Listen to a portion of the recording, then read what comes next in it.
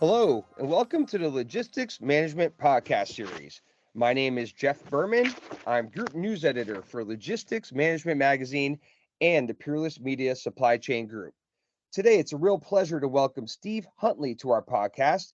Steve is the president and owner of Resource Logistics Group in Fort Lauderdale, Florida. Steve founded Resource Logistics Group back in 2009, which at that time was known as Merklog Holdings Incorporated. Resource Logistics Group is a logistics advisory firm that offers logistics services to many shippers and 3PLs. In addition to working with his own direct shipper clients, Steve has partnered with several logistics and freight audit payment companies to offer their clients substantial transportation and logistics cost reductions. Steve has helped his clients save more than $185 million in transportation expenditures. Steve also has worked as Vice President of Global Transportation and Logistics for Tyco International, where he managed a $1.2 billion transportation budget. He began working for Tyco back in 1996 as Supervisor of Logistics Planning and Control with Kendall Healthcare. Prior to Resource Logistics Group and Tyco, Steve worked for Roadway Express as a supervisor and metro coordinator, and also at Lakem Merchler Paper Company in Austria as an import-export analyst, and at Bay State Shippers as an assistant pricing manager. Steve holds an MBA from the New York Institute of Technology, and he also holds a dual undergraduate degree in international business and transportation/logistics management from Northeastern University in Boston. Steve also completed a graduate certificate in logistics and supply chain management from Northeastern, graduating with honors for all three degrees that he holds. Steve's also been a guest speaker at various undergraduate and graduate supply chain management courses at Northeastern, as well as other logistics and supply chain related events. Steve, welcome to our podcast. Great, Jeff. Thanks for having me, and look forward to our conversation today. Yeah, absolutely. It's really great to have you. So, Steve, just to start, why don't you provide us with sort of a basic overview of Resource Logistics Group, just in terms of your services that you guys provide, the vertical markets you serve, things along those lines. Okay, great. We are advisors, logistics advisors. So we're not a 3PL, so we don't get in between our clients and their carriers. So we're very transparent, and we're not a consultant because we actually implement the solutions that we come up with, that we develop with our clients. So we offer all sorts of back office transportation management functions, such as contract management, RFQ and bid management, and implementation of new rates, freight claims management, freight audit, and payment management, as well as help our clients with strategic analysis. So basically what we do is we help them turn their data into information so that they can be more informed and make strategic decisions within their supply chains. Okay, great. So why don't we shift gears a bit, Steve? There's no shortage of things to talk about when we look at sort of market trends and themes. Uh, with that sort of as a backdrop, how would you sort of assess the current state of things within the market? I mean, obviously, we're not still in the depths of the pandemic, which was really hard on everyone, but there's a lot going on. I mean, whether it's has to do with high inventories, there's many different labor situations going on at the moment, and there have been over the last year or so. Um, how do you sort of see the key market trends and themes at the moment? Well, obviously, we're much more stable from a supply chain perspective than we were a couple of years ago. It's still shaking out for certain industries and companies, but I think we're a lot more stable now. But with the recent slowdown, as it relates to whether we're in a recession or not, obviously the shippers have a pricing leverage at this point. But even with the slowdown on the West Coast and the labor issues that they have that recently were resolved, hopefully we get back to business as usual, as well as some of the ongoing talks between the Teamsters and some of the carriers that they represent as well. Yeah, absolutely. Yeah. Um, yeah, there's that's been really interesting, especially with the recent UPS developments and Yellow, as you referenced. So, Mhm. Steve, let's take a look at sort of The economy. I know I mentioned inventories a moment ago, but there's a lot of key economic indicators that are out there that really are quite relevant as we look at sort of the temperature of the sectors which we participate in, whether it is, as I said, inventories, imports.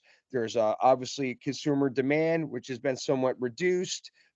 Inflation, while trending down sequentially, still remains a concern. What are the things that you're looking at? And what are the things that perhaps you're hearing from customers pertaining to the economy that, that they're worried about or keeping a watchful eye on? A few things as it relates to that. The question I have is, are we in a recession? Are we not in a recession? Are we going in a recession? I mean, all the talking heads in the media can't seem to make up their minds, but there's a ton of data out there that makes a good case for either way. So we just Mhm. have to see what the recent pause in rates and the hopeful slowing of inflation does as we go forward. But inflation has everyone chasing dollars. You have increased costs that lead to increased wages, so people can pay for the increased cost of goods and services. As it Yeah. relates to inventories, I mean, they seem to be all over the place as well. Depending on what industry you're in and all that. But today I was actually reading a recent CNBC survey that says that retailers are preparing for a discount-heavy and down holiday season. Mhm. Um, from what I saw there, the survey's early read on peak season order activity shows that retailers are actually ordering less and expecting consumers to be looking for discounts and freebies to entice them to buy, more, when they do go out and start buying again. But retailers are still drawing down their inventories, even though it's peak season orders are starting to begin right now. So it's pretty interesting. I mean, you know, they say also in that survey, it looks like some people are saying it's the same as last year, slightly down. Other people are saying it's going to be pretty much the same. It was like, I think they said 43% of the respondents expected to see lower peak season compared to last year. But 21 expect to see orders to be about the same. So again, it depends on who you ask and what information you have going out there. So it's quite interesting, from that perspective. And basically with what's going on in the logistics industry right now, I think a lot of people are seeing, I think everyone's focused on pricing again, and you got to be very careful when you do that, shippers especially, because the last thing they want to do is bludgeon their carriers for, um, for better rates and all that. And they need to be rational in their pricing and accessorial concessions that they're asking for, because the street goes both ways and the wind blows in both directions. Yeah. So we saw last year carriers taking a lot of increases and getting rid of business they didn't want. But at the end of the day, my takeaway is that you need to be firm and fair in your negotiations and look for long-term things that make business sense. Okay. The last thing you want to do is take a huge reduction now, but then have carriers come back and ask for a huge increase in 6 months from now, because that doesn't help anybody. Yeah. And same with carriers. I mean, and based on the economic situation that we're in right now, I think from a carrier's perspective, they should look at the opportunities to clean up their networks and look for ways to be more efficient, because that all gets back to price as well. And Okay. look at ways to combat that, as well as the next crisis that could be coming. So look at different ways of coming up with some new SOPs that could help mitigate some of these disruptions in the future. Okay, got it, got it. And that CNBC survey that you just referenced, it tells a pretty clear story about what may be in store for peak. It was interesting. I was talking with a few analysts not long ago, and the general consensus seemed to be that this year's peak season would be more like a later than usual plateau, if you will, and for all those reasons you outlined above as it relates to reduced consumer demand and inventory overhang and stuff like that. So I'm assuming it's fair to say you see it sort of that same way? Same way, yeah, pretty much the same way. All right, great, great. So in terms, let's shift gears a bit to, the when you talk with your clients, with your customers, what are some of the key things you're hearing from them, Steve, in terms of what they need help with or the problems they would like you to help them solve? Uh, what are some of the things that they're indicating there? It's kind of all over the place, but it really all comes back to data. You know, a lot of our new clients have issues with getting data, and then once they have it, they struggle to turn that data into information so they can understand what's going on in their supply chains as well as ways to, measure their costs and whether they're going up or down. So I think not only data and data interpretation, but also visibility. That's been a big thing for a number of years, as it's always been. But shippers really want tools to help them um, make their supply chains more efficient. But some of the price tag on some of these tools, these TMS systems and whatnot, make it hard for them to justify making those purchases to their upper management. Hmm. However, I think a lot of the C-suite people are getting it now because of the past few years in the increased hype around logistics as a whole. Yeah, absolutely. Um, let's take a quick look at technology, Steve. You know, a lot of the attention. It seems like my inbox is full of press releases these days having to do with AI, or artificial intelligence. I just would be curious to hear your take on AI in terms of the value add you think it can provide for shippers and carriers and 3PLs alike. Obviously, it feels like we're in the really early innings here, to borrow a baseball metaphor, but I'd be curious to hear your thoughts on AI. Well, AI is a big thing. It has, I think it's a potential blessing, but it also has a lot of folks concerned out there at the same time, with what it can do, you know. Hmm. But as it relates to, from a logistics and transportation perspective, I think it gets back to the data that I was just talking about. I think that AI will be very helpful to shippers and carriers going forward, as they'll be able to have it help them, look at things differently and more in depth because AI doesn't, you know, it doesn't have limitations like humans, right? It doesn't have biases. It doesn't say, oh, we've always done it this way, so we can't look at that. Um, so it'll give people a different perspective. But however, you always need the human to make the final decision and implement what is right within the Yeah, real world that we live in, right?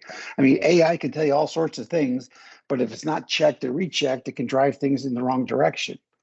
So, if we help assist AI in learning more about the real world, then I think we could really be, it could be a very helpful tool in the future, but we just have to keep it reined in.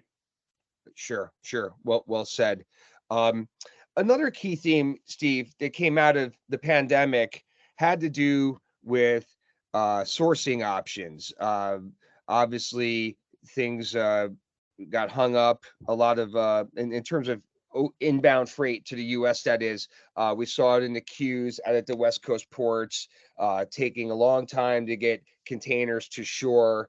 Just as one basic example, it seems like it's presented shippers with decisions to make in terms of how they approach their logistics operations. Kind of a two-part question, I guess. One being, do you see shippers taking a more sort of active stance on logistics outsourcing, or alternatively bringing logistics operations or insourcing back in-house?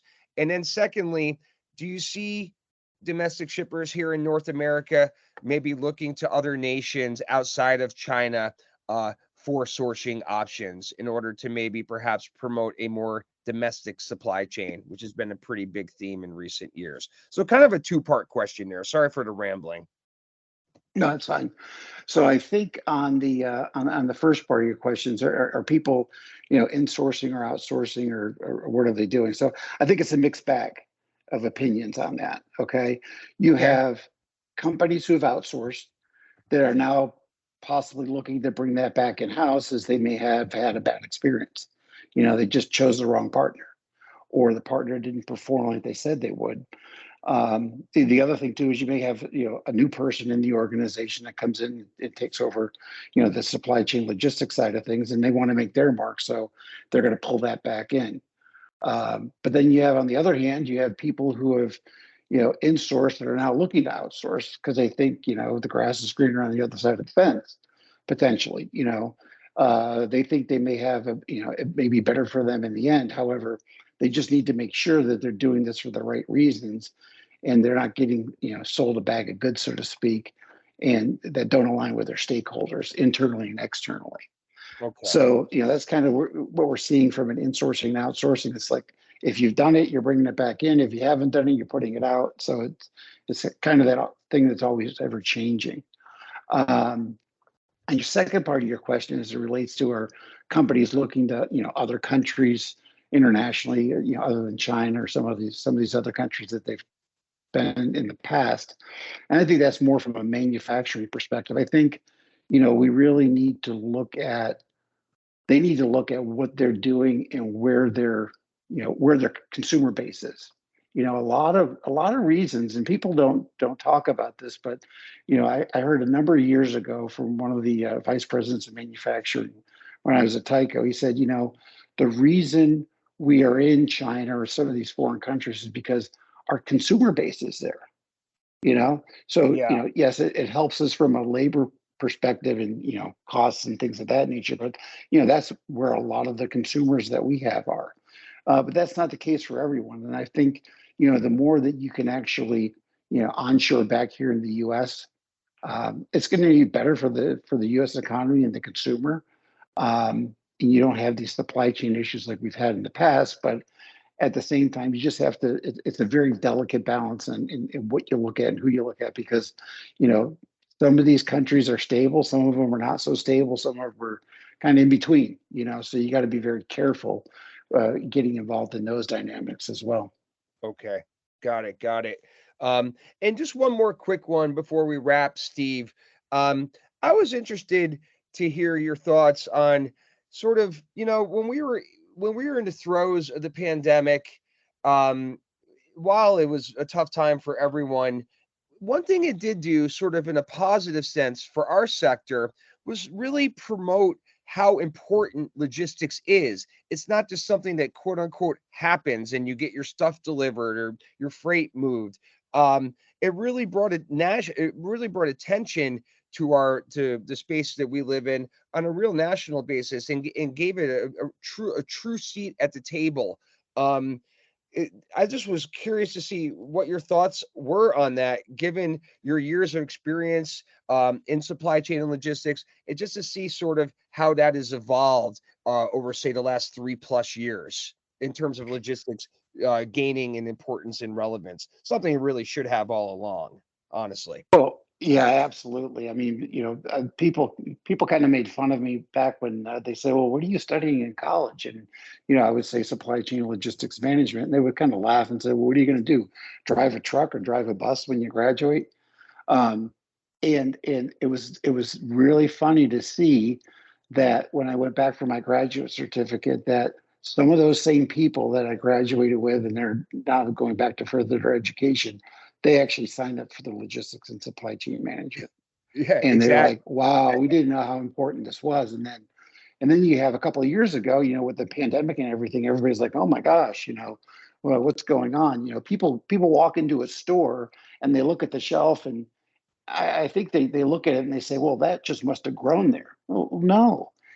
Everything that you see, that you touch, that you look at has been on a container, a truck, or something somewhere in its life cycle.